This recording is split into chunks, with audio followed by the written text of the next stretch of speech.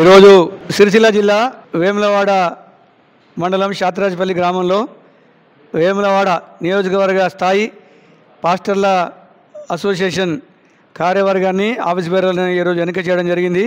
అన్ని మండలాల వారు 7 మండలాల నుంచి వచ్చినటువంటి ప్రతినిధులు అందరూ కలిసి ఈరోజు ఈ వేములవాడ నియోజకవర్గ స్థాయి పాస్టర్ల అసోసియేషన్ని నియమించడం జరిగింది. అధ్యక్షులుగా పాస్టర్ జీవన్ గారు, ఉపాధ్యక్షులుగా పాస్టర్ గసగంటి శామ్యుల్ గారు, పాస్టర్ అహరోన్ గారు, అలాగే జనరల్ సెక్రటరీగా పాస్టర్ జోసెఫ్ పాల్ గారు, జాయింట్ సెక్రటరీగా పాస్టర్ బెన్ని గారు, ట్రెజరర్గా కోనరాపేట నుంచి పాస్టర్ శేఖర్ గారు, అలాగే ఎగ్జిక్యూటివ్ మెంబర్గా దైవజనులు ప్రకాష్ గారు ఈరోజు ఎన్నిక చేయడం జరిగింది. సలహాదారులుగా యేసుదాస్ గారు, పాస్టర్ యేసుదాస్ గారు, పాస్టర్ ఐజక్ జ్ఞానరాజు గారిని నియమించడం జరిగింది. రానున్న దినాల్లో క్రైస్తవ సంక్షేమం కోసం, క్రైస్తవ సంఘాల అభివృద్ధి కోసం వీరు పాటుపడతారని అందరూ వారి మీద నమ్మకంతో ఈ కార్యవర్గాన్ని నియమించడం జరిగింది. అందరికీ వందనాలు. Thank you. తర్వాత రానున్న దినాల్లో ఈ ముందున్నటువంటి భవిష్యత్తులో 2 నెలల కాలంలో ఈ భారతదేశ పార్లమెంట్ ఎన్నికల్లో కరీంనగర్ పార్లమెంటు నియోజకవర్గం నుండి వేములవాడ ప్రాంతానికి చెందినటువంటి వ్యక్తి దైవజనులు ఐజక్ జ్ఞానరాజు గారిని ఎంపీగా అందరం కూడా ప్రతిపాదిస్తూ ఉన్నాం. తప్పకుండా వారు ఎంపీ క్యాండిడేట్గా పోటీ చేయబోతున్నారు.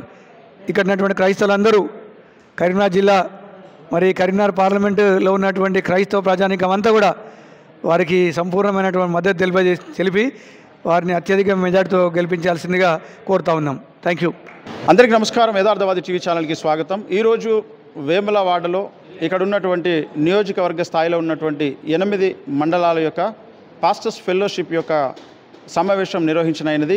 ఇక్కడ అందరూ కూడా అన్ని మండలాల యొక్క పాస్టర్స్ అందరూ కూడా వచ్చి ఈరోజు ఒక నియోజకవర్గ స్థాయిలో ఒక నూతన కమిటీని ఎన్నుకోవడం జరిగింది. ఈ నూతన కమిటీ భవిష్యత్తులో క్రైస్తవుల హక్కులను పరిరక్షించుకోవడం కొరకు అనేక కార్యక్రమాలు చేపట్టాలనేటువంటి ఒక లక్ష్యంతో నూతన కమిటీ ఏర్పాటు కావడంతో పాటు వారు కొన్ని బైలాస్ కూడా ఏర్పాటు చేసుకున్నారు. దీనితో పాటుగా మరి రాబోయేటువంటి ఎంపీ ఎన్నికల్లో మరి క్రైస్తవుల పక్షంగా నిలబడి ఎస్సీ ఎస్టీ బీసీ మైనారిటీల అందరి యొక్క హక్కులను పరిరక్షించడం కొరకు వారి పక్షంగా ఒక పొలిటికల్ వాయిస్ ఉండాలనేటువంటి ఒక నూతన రెవల్యూషన్ ఇక్కడ ఉన్నటువంటి పాస్టర్స్ లోపల రావడాన్ని మనం గమనించవచ్చు.